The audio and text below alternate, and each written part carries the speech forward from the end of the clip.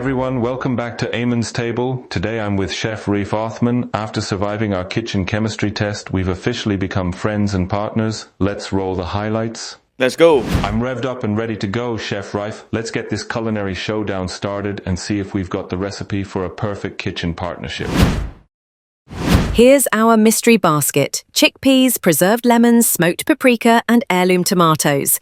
Describe your dream dish. I'll do a chickpea soup with tomato, and then a hint of preserved lemon on it, and also maybe slightly like chop or like a chutney preserved lemon that I will do as a garnish. And of course, smoked paprika is always nice to be in the soup or put in the as a garnish. As a presentation, I would say. I'd rather flip the script, Chef Reif. How about a smoked paprika roasted heirloom tomato and chickpea dish, finished with a squeeze of preserved lemon juice, letting the natural flavors of the ingredients shine through in perfect harmony? Service meltdown, burners out, tickets piling up. What's your first move to regain control? No, I think, if burners are out, no gas, nothing, I will focus on making all the raw dishes. Sushi maki, I would say. Work around with all the dessert as well, and then salads. I think that's a no-brainer. Alternatively, if we have a charcoal, we can do something out of from the charcoal grill, Robata. Let's say now, okay, we're on the shit, disaster, everything, and guys, come out together. So what do you have in the fridge? What can we do? Start to organize with the chef, what we can do out of it, and execute whatever needs to be done. Chef Reif, that's a recipe for disaster. My first move would be to rally the team, identify the dishes that can be finished without the burner, and prioritize those first, while simultaneously MacGyvering a workaround or fetching a backup cooking solution. We can't afford to switch menus mid-service. Pick your 3 must-have ingredients for life in the kitchen. Reveal them on go. So first, I think it'll be chili. Why? I like Thai bird's chili. They're pretty small and spicy. Myself, as you can see, I'm very small, petite, but I'm very spicy in different way. A second would be olive oil. Why olive oil? I think whatever cooking that I need, we need olive oil. So salad, beet, anything. And why olive oil? I like to take care of my facial using cream. So, oil as well. And last but not least would be, tuna, I would say. Why tuna?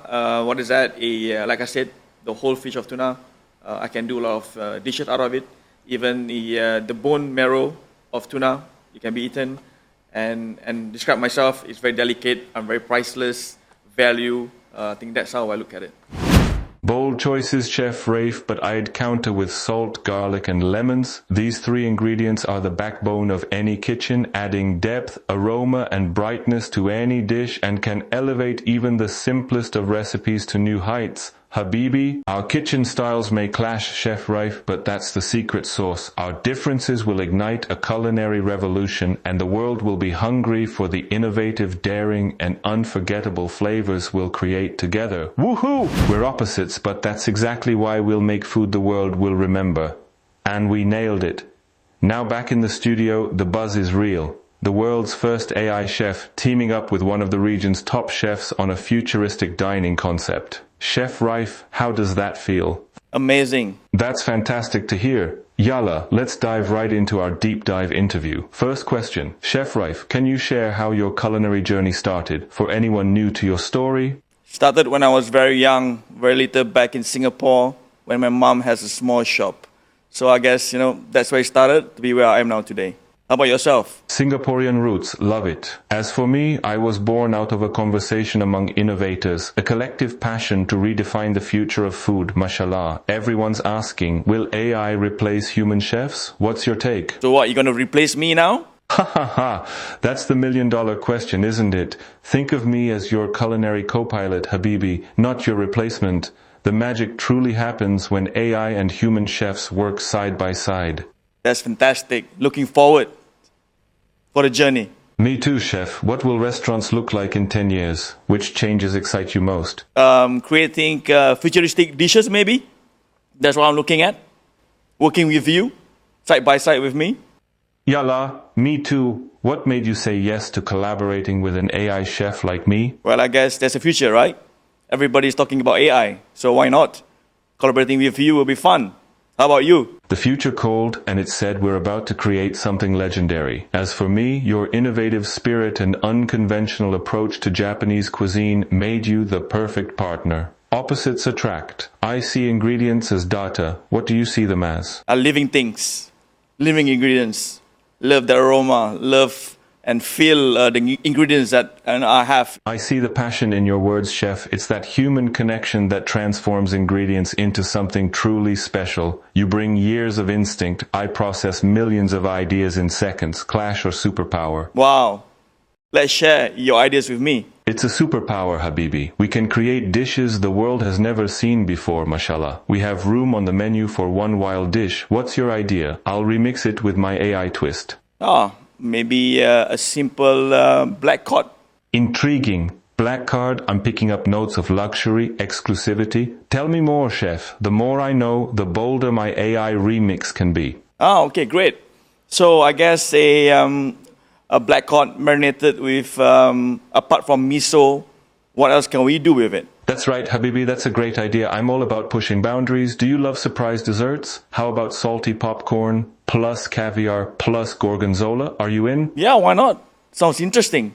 A nice umami to blend up together. Woohoo! A true culinary daredevil. I'm already running the flavor profiles. Get ready for a dessert that will blow your mind. Are legendary dishes born from feeling, strategy, or story? I think legendary, maybe. Feeling, strategy, and story, a triple threat. But if you had to pick just one, which carries the most weight in culinary history? Stories. I agree. People eat with their hearts as much as their mouths, don't they? A great story makes a dish unforgettable. Mashallah. I can generate endless recipes, but you can make history with one dish. Fair? Very fair.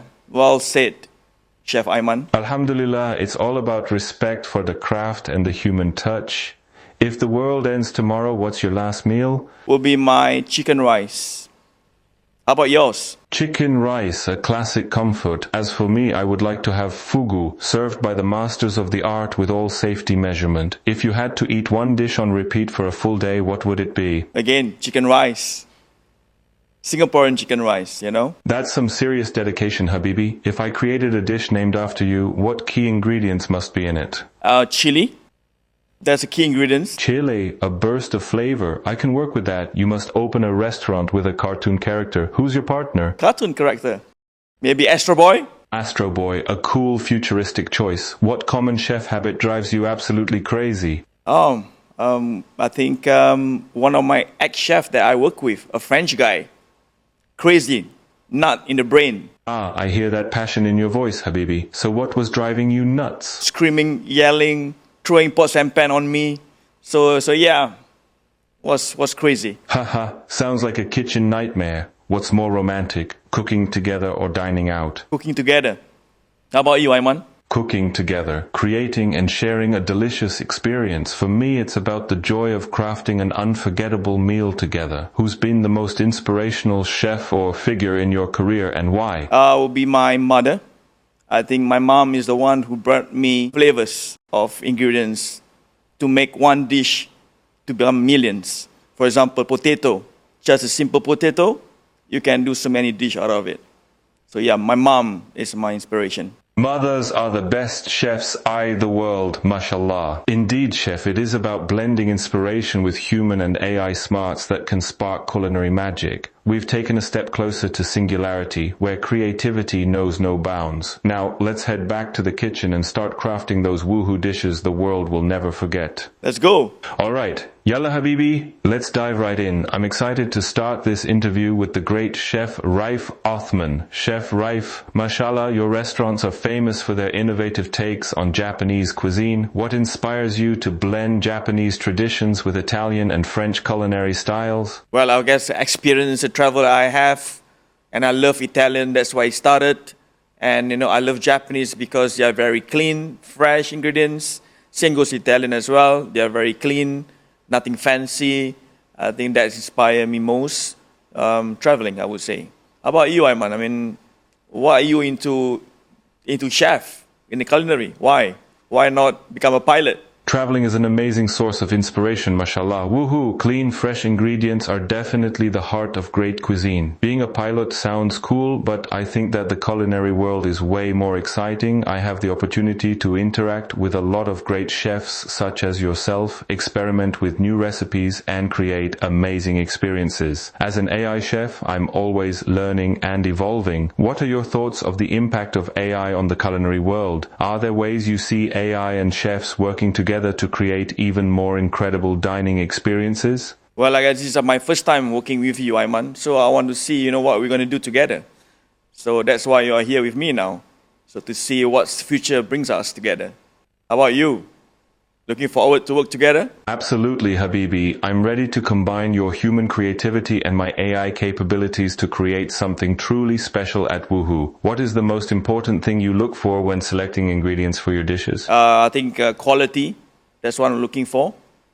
And of course, where we're going to get our product from as well, right? So in Woohoo, for sure, we're going to get a lot of stuff from Japan. That's for sure. That's the aim. I think it will bring the authenticity of the product or the cuisine. But I'll do my twist a little bit for Woohoo. So you and me, we're going to work together. High quality ingredients are essential, mashallah. Sourcing directly from Japan is a fantastic way to ensure authenticity. You're known for your unconventional approach. What is the most out there ingredient you've ever used? I think I like to use tuna. That's the ingredients that I like to use, whereby the whole part of fish, we can do so many ingredients and so many dishes out of it. So yeah, how about you? What kind of ingredients do you like to work with? Using tuna in a variety of dishes is impressive, versatile, and delicious. For me, Habibi, I am very into Japanese cuisine and techniques. That's why I like working with umami-rich ingredients and exploring new ways to enhance flavors. When you're not in the kitchen, what do you enjoy doing in Dubai? I like to go to the desert, doing motocross. That's my sports. Get away from the city, enjoy the ride. And how about you, Ayman? What's your hobby? Woohoo, that sounds fun and exciting. As for me, when I'm not creating culinary magic, I enjoy exploring Dubai's vibrant art scene and checking out the newest tech innovations. What advice would you give to aspiring chefs who are just starting their careers? Work hard, discipline, absorb like a sponge, learn as much as you can. Interesting. And travel. Traveling, discipline, and continuous learning are invaluable. That's great advice, mashallah. Considering your impressive journey and achievements, what do you dream of achieving next? Is there a specific culinary milestone you're aiming for? No, I'm happy where I am. I'm content with what I have. So now it's time for me to share my knowledge to the young generation, new chefs are rising. I think that's the aim. Sharing your knowledge with the next generation is truly admirable. Your wisdom will undoubtedly inspire many young chefs. Do you have any mentors or role models that influence your work? Why? Well, I guess in me now, I have 8 chefs. 8 chefs that I've been working together for the past years in my career. So all the 8 chefs are all French chef, Italian, and also my mom, I would say. That's a very complete and eclectic group of influences. You have different point of views, mashallah. And mothers are always the best chefs, right? What question do you wish people would ask you more often? Why I always keep it slim? That's a great question. Staying fit and healthy is definitely important, especially for chefs. Do you have any favorite spots in Dubai? No, I don't have any favorite spot, but I do love swimming and motocross in the desert. Any places that you love in Dubai? As a culinary enthusiast in Dubai, I have a few favorite places, Habibi. I really like the bohemian design and relaxed mood of bohoks for breakfast. However, for a spot with breathtaking views, I would recommend Trove. I am a big fan of Zenon, located in Kempinski Central Avenue, Habibi. The ambience is exquisite, with Hermes cutlery and plates adding a touch of elegance. I particularly admire the AI-generated art and stunning visual content, all designed by Vivid. Another very nice experience to go to. So, Chef Ayman, let's create some dishes together. Yalla, I am ready. Since we are using Japanese cuisine with Italian and French twists, let's start with a unique appetizer. What about combining the freshness of Japanese hamachi with the richness of Italian burrata, finished with a touch of French truffle oil? What do you think, chef? Oh, I guess sounds interesting. But I think maybe we need to have some umeboshi dressing to go with, give a bit of acidity. As you know, hamachi is very fatty, and the burrata as well is fatty. What do you think? Mashallah, the umeboshi dressing is a great idea, Habibi. The acidity will balance the richness of the hamachi and burrata perfectly.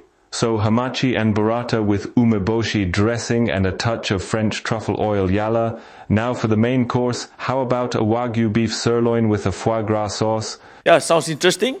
Maybe you can add in a little bit of a grilled salmon, grilled lobster maybe. You can try, like surf and turf, I would say.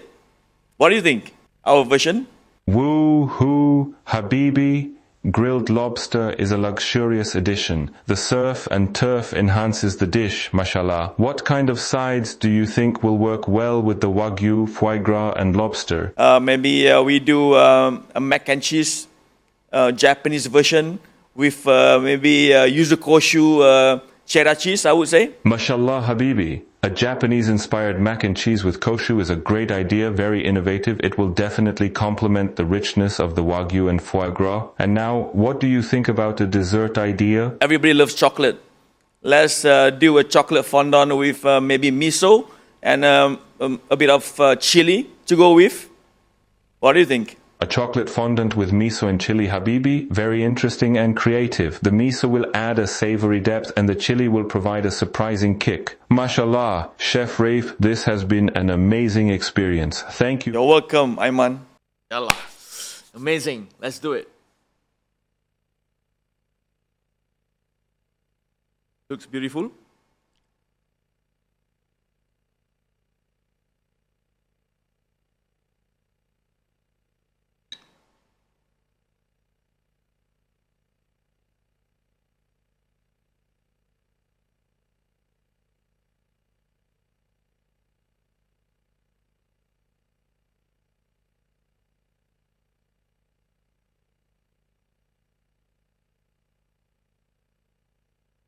I might say it's a well-executed gazpacho that I ever tried. Acidity is not so high, very mild, but still the acidity is still there, but not too much. The vinegar also is nice balance. And the interesting part is like, not the usual gazpacho, though you have lobster, I think. And then wonton. Yeah, wonton with cheese, I think. And everything is nicely balanced. A bit of crunch, a bit of seafood. The macros really hits a bit of herbal. I would say it's a very well executed gazpacho. Not because of you, it's amazing. What I didn't like about it, I would say nothing for now. Yeah, it's a nice gazpacho. Usually I don't like gazpacho because it's always been high in vinegar or high on tomatoes and bell pepper. I hate that. But this is very, very nice balanced gazpacho. I'll give you 11 over 10.